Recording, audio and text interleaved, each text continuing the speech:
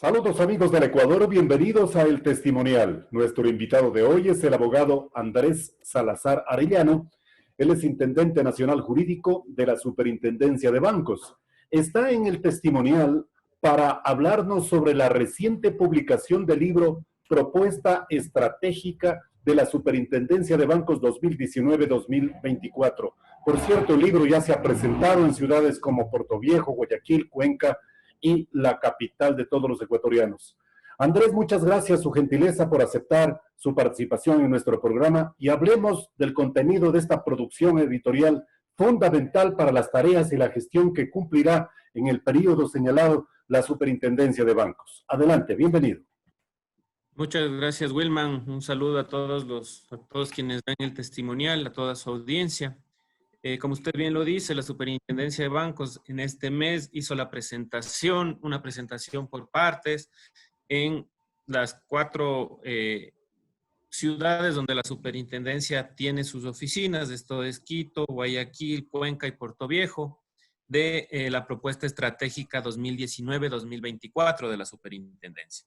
En estos eventos participó la sociedad civil, participaron también los empleados, los funcionarios de la superintendencia y una serie de veedores y una serie de organismos de la sociedad civil que han estado trabajando y contribuyendo con la reinstitucionalización de esta superintendencia y sobre todo con la transparencia de la gestión de esta superintendencia. Esta propuesta estratégica que presenta la Superintendencia de Bancos y en la cabeza la superintendenta, la máster de Ruth Arregui Solano, Exacto. lo que un derrotero, una hoja de ruta para que esta superintendencia hasta el 2024 cumpla con las funciones que tiene determinadas en los artículos 308, 309 y 310 de la Constitución de la República.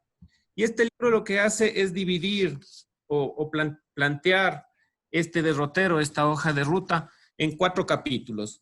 En el primer capítulo se habla de la historia de la superintendencia, desde cuando fue creada hasta la actualidad.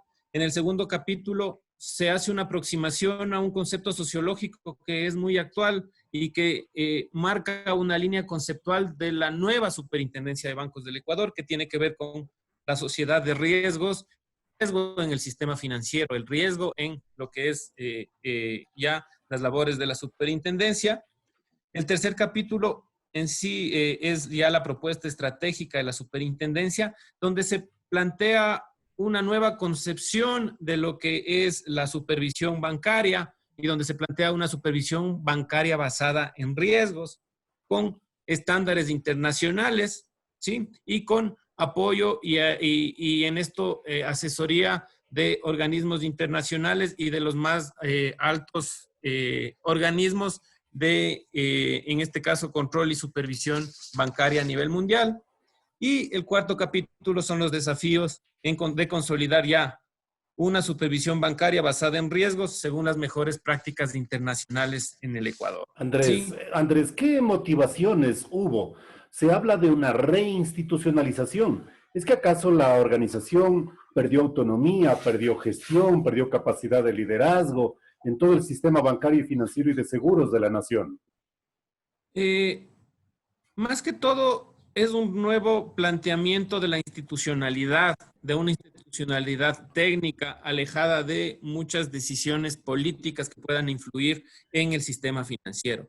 Lo que ha planteado la señora superintendenta es que la superintendencia debe ser un organismo técnico y debe cumplir con su rol constitucional. Dentro del marco constitucional nos dice que la superintendencia de bancos es una institución autónoma, es independiente, en función de que no puede responder a ninguna motivación ni política ni de otro índole, y lo que tiene que hacer es contribuir con que el sistema financiero se encuentre sólido y sobre todo que debe ser la institución que defienda y que garantice los depósitos de los ciudadanos. Por eso precisamente le preguntaba, Andrés, ¿se perdió autonomía? ¿Se perdió independencia? ¿Cuáles son las motivaciones de esta reinstitucionalización o fortalecimiento de la misma?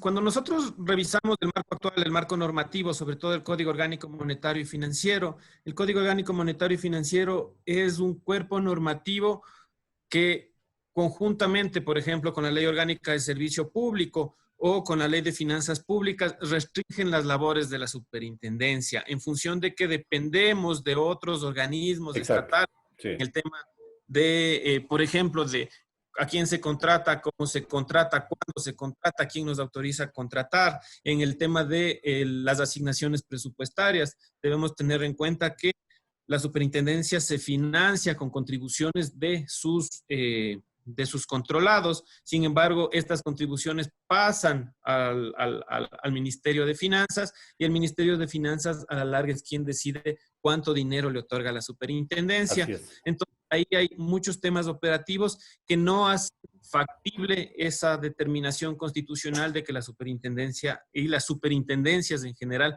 tienen que ser autónomas completamente. Entonces ahí hay la necesidad de un fortalecimiento en el ámbito legal y que precisamente incumbe al área de gestión suya. Sí, no solo en el tema operativo, también hay otros factores, por ejemplo, en el tema de capacitación a todos los funcionarios de la superintendencia, en Correcto. función de que la señora superintendenta lo que quiere es fortalecer el juicio experto, es el juicio o la toma de decisiones técnicas por parte de quienes hacen el control de las instituciones financieras.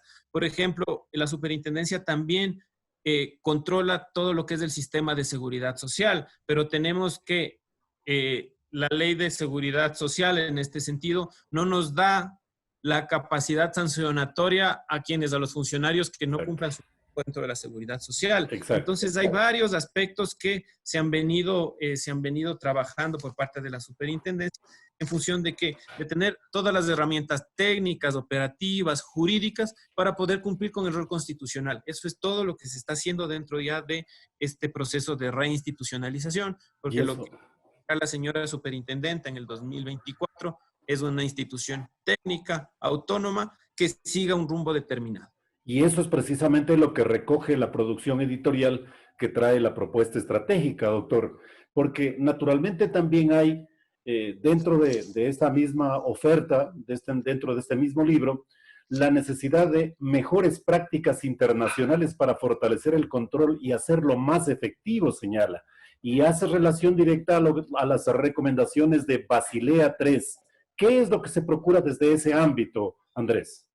Sí, uno de los aspectos puntuales de la supervisión, y sobre todo de una supervisión ya actual en una sociedad globalizada como la actual, es que las superintendencias y los entes controladores tienen que basarse en las mejores prácticas internacionales. Sí, las mejores prácticas internacionales implican una serie de pasos, procesos, procedimientos que ya se han aplicado en otros países, tal vez que tienen un sistema financiero un poco más desarrollado o que tuvieron otro tipo de crisis o crisis que nosotros, que lo que permiten es a nosotros tener una visión prospectiva, una visión de futuro, una visión basada en los riesgos que pueden ocasionar esos eventos en nuestra economía y en el sistema financiero. Entonces, en ese sentido, es la propuesta de la superintendente, el Comité de Basilea o el Comité de Supervisión de Basilea, es un grupo de entes controladores del sistema financiero que lo que ha propuesto son una serie de parámetros que deben tener las instituciones financieras para poder adoptar crisis. Estos parámetros ya fueron adoptados por la superintendencia en el mes de diciembre, en los temas de solvencia y de liquidez. Lo que hizo la superintendenta es disponer que las instituciones financieras no reinviertan sus utilidades, aproximadamente en el 73% de las utilidades sean reinvertidas en la institución, lo cual permitió tener un poco más de un colchón de recursos y es uno de los elementos prospectivos que se dio en esa época, sin conocer nosotros que teníamos una pandemia ya en los próximos meses. Claro. Que ha permitido tener un poco de mayor solvencia y mayor liquidez de las instituciones financieras. O sea que esa reinversión, Andrés, sí se ha dado, entonces. Eso es importante porque da solvencia al sistema bancario y financiero y la suficiente confianza. La pregunta es, ¿no hay riesgos de que se repita el feriado bancario del año 99 que evidentemente dejó muchísimas secuelas de dolor y de tristeza en la nación? Los riesgos se mitigan, siempre hay riesgos, sin embargo, lo que debemos determinar es que esos riesgos sean bajos. En este momento el sistema financiero, como lo ha dicho la señora superintendenta en todas sus entrevistas y en todos los comunicados de prensa, cuando comparece a la asamblea, es que el sistema financiero se encuentra sólido, se encuentra solvente, ¿sí? No tenemos nosotros, se hace un monitoreo diario, semanal, quincenal, mensual de los indicadores de todo el sistema financiero.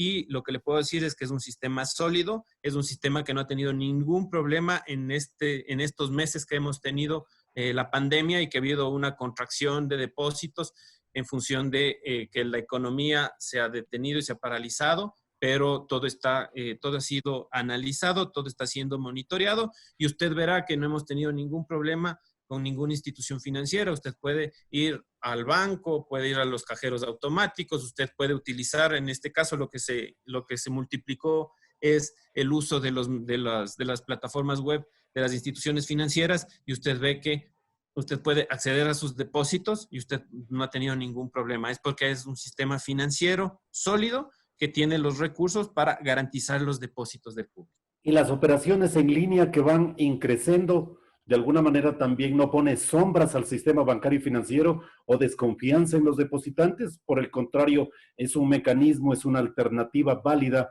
Andrés, de que renuevan, por el contrario, la confianza de los depositantes en las entidades bancarias y financieras del país. Hay una precisión. Exactamente, Wilman. Usted sabe que el sistema financiero, como todo en este mundo, evoluciona, Sí. ¿sí? Y el sistema financiero está evolucionando a ser ya un sistema financiero en línea, un sistema financiero en el cual se están reduciendo a nivel mundial la atención en oficinas, un sistema financiero que usted le permite manejar sus cuentas, manejar sus depósitos, inversiones, lo que usted tenga, mediante un teléfono, mediante una computadora. Sí, Entonces, señor. es lo que viene y el Ecuador está un poco desfasado en eso porque tenemos otros países, sobre todo la región, que están mucho más adelantados, pero justamente eso es lo que propone la superintendencia, propone un método de control y un método de supervisión de esa nueva banca que tiene que implementarse en el Ecuador y que se está implementando en el Ecuador y que lo único que nos va a permitir es tener sistemas financieros inclusivos, que más gente acceda a la bancarización y Exacto, exacto. que pueda, al estar bancarizada, acceder a créditos y acceder a beneficios y con eso también reducir las brechas de pobreza y las brechas de diferencia que actualmente se tiene en el sistema financiero. Es importante lo que usted acaba de señalar fundamentalmente porque nos lleva a la siguiente interrogante, Andrés. ¿Cuál cree usted que es la perspectiva crítica que tienen los pueblos y nacionalidades del Ecuador sobre el sistema bancario y financiero? No hay una bancarización absoluta de los ecuatorianos. ¿Cómo favorecer precisamente esa participación del ahorro de los depositantes en ese ámbito de aquellos ecuatorianos y ecuatorianas que no están bancarizados? Y ese es justo dentro de la propuesta estratégica y dentro de los pilares que sustentan la supervisión en la superintendencia de bancos, uno de esos son los sistemas financieros inclusivos. Estos sistemas Exacto. financieros inclusivos tienen que ver mucho con la educación financiera que la superintendencia está impulsando y sobre todo con herramientas que permitan a la gente tener un mayor acceso a la bancarización. Eso implica que mientras más gente esté en el sistema, los costos operativos son menores, a mí me cuesta menos todas las transacciones que yo realizo y en función de eso yo puedo acceder y tener más servicios. Si usted ve, inclusive el libro está en una parte, está traducido al quichua y Sí.